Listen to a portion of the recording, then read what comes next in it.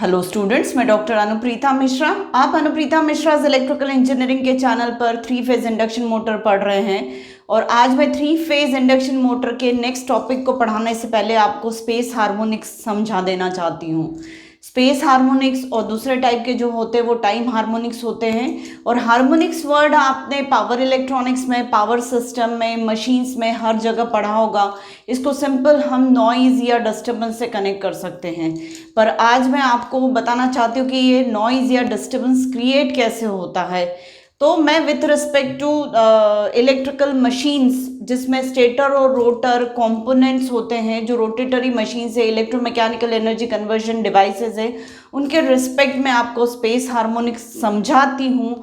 यही same space harmonics हमको generators की केस में भी देखने को मिल सकते हैं, मोटर्स की केस में भी देखने को मिल सकते हैं। तो इलेक्ट्रोमैकेनिकल एनर्जी डिवाइसेस में स्पेस हार्मोनिक्स एसोसिएटेड रहते ही हैं।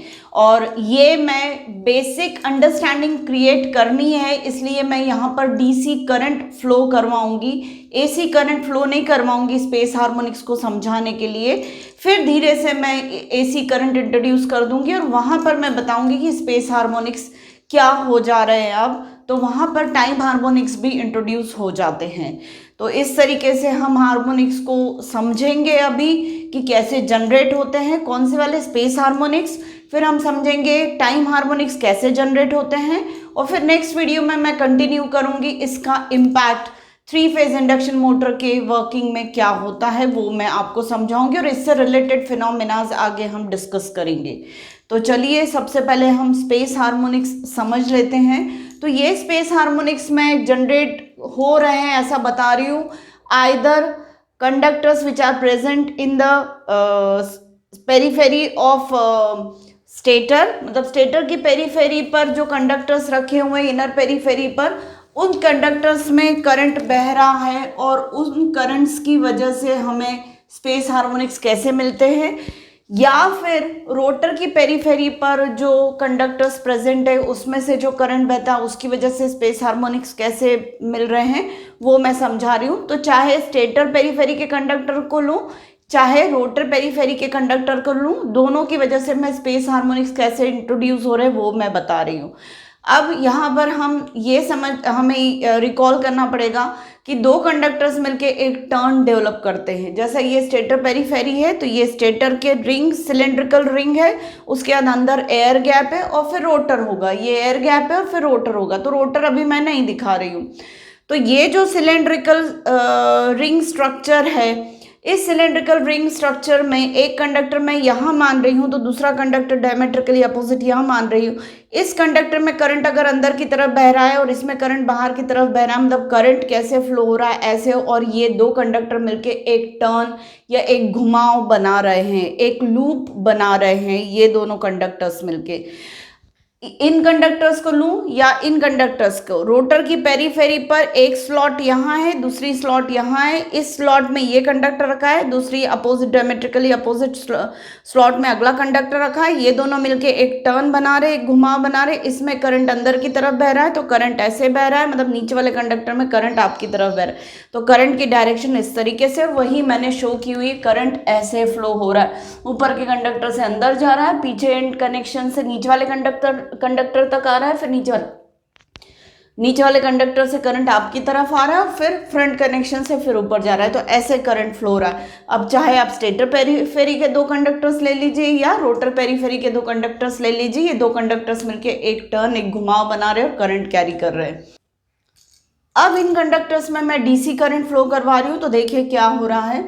ऊपर वाले कंडक्टर में डीसी करंट पीछे की तरफ जा रहा है, नीचे वाले कंडक्टर में डीसी करंट आगे की तरफ जा रहा है। अब मैं ये यहाँ पर स्पेस में फ्लक्स वेव या एमएमएफ वेव कैसी प्रोड्यूस हो रही है उसको समझने के लिए मैं इस स्टेटर की पेरीफेरी को या रोटर की पेरीफेरी को कट कर दे रही हूँ इस डैश्ड लाइन के अलोंग। मतलब यहाँ से मैंने काटा स्टेटर पेरीफेरी को और ये ऐसा मेरे पास आ जाएगा। इस तरीके से मेरे पास स्ट्रेट फॉर्म में पेरीफेरी आ जाएगी स्टेटर की। तो एक कंडक्टर यहाँ होगा, दूसरा कंडक्टर यहाँ होगा, इस तरीके से। या रोटर की पेरीफेरी भी ले ले तो यहाँ से कट करने के बाद ऐसे करके इसे ओपन करेंगे तो एक कंडक्टर यहाँ होगा, दूसरा कंडक्टर यहाँ होगा। तो इस वाले कंडक्टर में करंट अंदर की तरफ बह रहा है, इस वाले कंडक्टर में डीसी करंट बाहर की तरफ बह रहा है। इस तरीके से हम ले, तो जस्ट मैंने ये पकड़ा, इसे स्ट्रेट कर दिया, यहाँ से मैंने पकड़ा स्ट्रेट कर दिया, तो ये रोटेटरी पेरीफेरी या सर्कुलर पेरीफेरी को मैंने स्ट्रेट पेरीफेरी में बदल दिया। ये है, तो मैं कंडक्टर की पेरीफेरी बोल रही हूँ। अब एयर गैप इधर भी हो सकता है, एयर गैप इधर भी हो सकता है, depending on either it these are the conductors of stator और रोटर। इस कंडक्टर में करंट अंदर की तरफ बह रहा है, इस कंडक्टर में करंट बाहर की तरफ बह रहा है। तो मैं राइट हैंड थंब रूल से इसके अक्रॉस फ्लक्स लूप्स को देख सकती हूँ कि फ्लक्स की डायरेक्शन क्या होगी। तो करंट की डायरेक्शन अंदर की तरफ है तो फ्लक्स लूप्स ये वाले फॉर्म होंगे, करंट की डायरेक्शन अंदर की तरफ है तो फ्लक्स लूप्स ये वाले फॉर्म होंगे। मतलब इस कंडक्टर में फ्लक्स लूप्स की डायरेक्शन ये वाली होगी, तो यहाँ पर एरो नीचे की तरफ आएगा।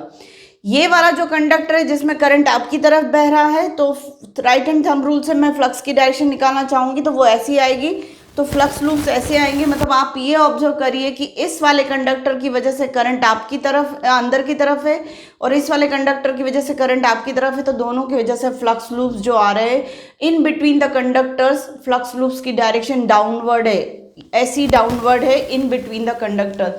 तो यहाँ पर सेम डायरेक्शन का फ्लक्स मिल रहा है और यहाँ पर बाहर की तरफ ऊपर की तरफ फ्लक्स मिल रहा है। तो यहाँ जो होगा, मैं इन दोनों फ्लक्सेस की डाउनवर्ड डायरेक्शन को पॉजिटिव मान के चल रही हूँ, तो मुझे इस कंडक्टर के यहाँ वाले एंगल से लेकर यहाँ तक मुझे जो मिलेगा वो पॉजिटिव पल्स मिल रहा है एमएमएफ का या फ्लक्स का, ऐसे मानकर चल रही हूँ। और वो रेक्टेंगुलर पॉजिटिव पल्स है, ऐसा ये होगा, क्योंकि in between these two conductors मुझे फ्लक्स पॉजिटिव मिल रहा है और स्टार्ट यहाँ से हो रहा है यहाँ तक, तो मुझे यहाँ पर डेंस फ्लक्स मिल रहा है।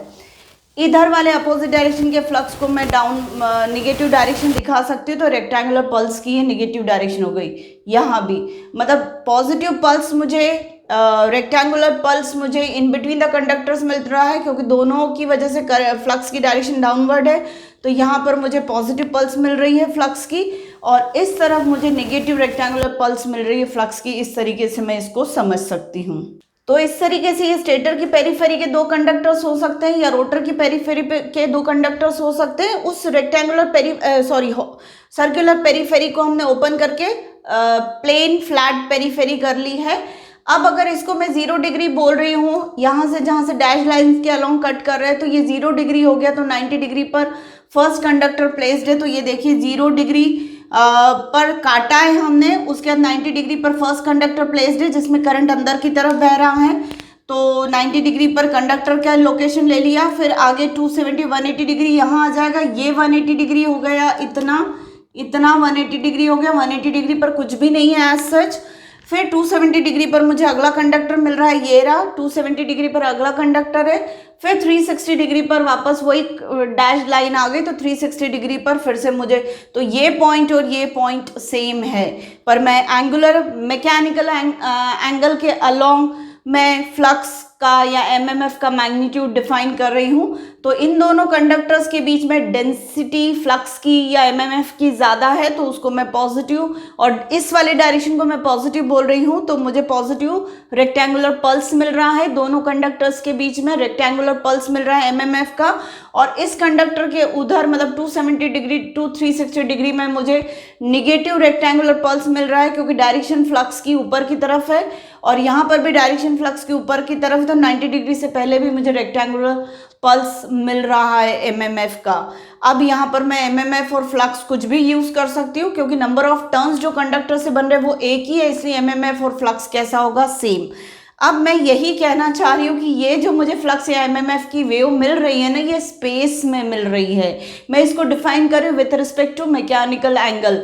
मतलब ये एमएमएफ जो एग्जिस्ट कर रहा है वो स्पेस में एग्जिस्ट कर रहा है इन बिटवीन द कंडक्टर, चाहे इस तरफ ले लें या इस तरफ ले लें।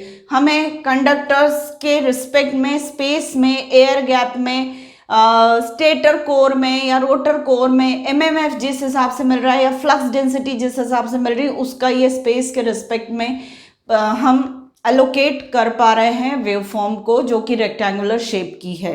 अभी आगे का समझाने के लिए मैंने बोर्ड रब करके नेक्स्ट पॉइंट्स लिख दिए, जो धीरे धीरे मैं अब आपको हार्मोनिक्स की तरफ अप्रोच करवा रही हूँ। आप ये भी कह सकते हैं कि रेक्टेंगुलर शेप ही क्यों मिलेगा, तो बेटा रेक्टेंगुलर शेप इसलिए मिलेगा कि जैसा मैंने दो कंडक्टर्स का एग्जांपल दिया था, एक कंडक्टर ये जो अंदर की तरफ करंट फ्लो करवा रहा है और ये कंडक्टर जो बाहर की तरफ करंट फ्लो करवा रहा है, डीसी करंट। तो इसकी वजह से माना कि 10 फ्लक्स लूप्स जनरेट हुए और इसकी वजह से भी 10 फ्लक्स लूप्स जनरेट हुए, तो इस कंडक्टर का जो 10th फ्लक्स लूप होगा और इस कंडक्टर का जो फर्स्ट फ्लक्स लूप होगा, वो दोनों का एडिशन जो होगा, डेंसिटी जो होगी या टोटल सम होगा फ्लक्स का इस पर्टिकुलर पॉइंट पे स्पेस में, वो जो कुछ भी होगा सेम बीच में एग्जैक्टली इसका 5th लूप और इसका 5th लूप, उन दोनों का सम भी सेम फ्लक्स मैग्नीट्यूड देगा। यहाँ का इसका 4th फ्लक्स लूप और इसका 6th फ्लक्स लूप भी सेम पॉइंट सेम मैग्नीट्यूड देगा इस पॉइंट पर फ्लक्स का। इस तरीके से आप समझ सकते हैं कि हर पॉइंट पे फ्लक्स की जो डेंसिटी होगी या फ्लक्स का जो मैग्नीट्यूड होगा वो सेम होगा, इसलिए इन दोनों कंडक्टर्स के बीच में आपको फ्लक्स कैसा मिल रहा है, फ्लैट शेप का, मतलब उसका वेवफॉर्म का जो पीक है वो फ्लैट है, मतलब रेक्टेंगुलर वेवफॉर्म मिल रही है आपको इन दोनों के बीच में, और बियॉन्ड भी नेगेटिव रेक्टेंगुलर पल्स मिल रही है, मतलब बीच में आपको पॉजिटिव रेक्टेंगुलर पल्स मिल रही है यूनिफॉर्म मैग्नीट्यूड की, और बियॉन्ड आपको नेगेटिव फ्लक्स लूप मिल रहा है यूनिफॉर्म मैग्नीट्यूड का नेगेटिव डायरेक्शन में। ऐसा आप समझ सकते हैं। ये रीजन है कि आपको दोनों कंडक्टर के बीच में और दोनों कंडक्टर के बियॉन्ड आपको फ्लैट मैग्नीट्यूड का, यूनिफॉर्म मैग्नीट्यूड का फ्लक्स लूप क्यों मिल रहा है, उसका जवाब अभी मैंने दिया। अब यहाँ पर मैं आपको समझाना चाहूँगी कि जो आपको फ्लक्स लूप अभी मिला था, एमएमएफ वेवफॉर्म जो मिली थी वो रेक्टेंगुलर वेवफॉर्म मिली थी, ऐसा मैंने अभी वहाँ से रब कर दिया, इसलिए इसको लेकर समझा रहे। दोनों कंडक्टर के बीच में पॉजिटिव और दोनों कंडक्टर के दूसरी तरफ बियॉन्ड आपको नेगेटिव पल्स मिला था। ये साइनोसाइडल वेवफॉर्म नहीं है, हमें जो मिला है वो रेक्टेंगुलर वेवफॉर्म मिला था दो कंडक्टर्स की वजह से। अब ये साइनोसाइडल नहीं है, मतलब नॉट एक्सेप्टेबल है, क्योंकि इसमें बहुत सारे हार्मोनिक्स है। इसको फोरियर एनालिसिस के through number of sinusoidal waveforms में हम स्प्लिट अप कर सकते हैं। तो एक फंडामेंटल वेवफॉर्म होती है और सेकेंड हार्मोनिक, इस तरीके से थर्ड हार्मोनिक हम नंबर ऑफ साइनोसाइडल वेवफॉर्म्स में इसको स्प्लिट अप कर सकते हैं। आप नेटवर्क एनालिसिस का फोरियर सीरीज एनालिसिस समझेंगे, जो आप मैथ्स में भी पढ़ते हैं, सिग्नल एंड सिस्टम में भी पढ़ते हैं इलेक्ट्रॉनिक्स वाले बच्चे, और आजकल इलेक्ट्रिकल एंड इलेक्ट्रॉनिक्स के स्टूडेंट्स भी सिग्नल एंड सिस्टम पढ़ते हैं, तो वहाँ पर भी आपको फोरियर एनालिसिस पढ़ने को मिलता है और नेटवर्क एनालिसिस में भी पढ़ने को मिलता है। तो 3 सब्जेक्ट्स है जहाँ पर आपको फोरियर एनालिसिस पढ़ने को मिलता है। तो उसके थ्रू अगर हम एनालाइज करें इस रेक्टेंगुलर वेवफॉर्म को, तो मैं नंबर ऑफ वेवफॉर्म्स में इसको स्प्लिट अप कर सकती हूँ और सारी वेवफॉर्म्स जो होगी वो साइनोसाइडल वेवफॉर्म होगी।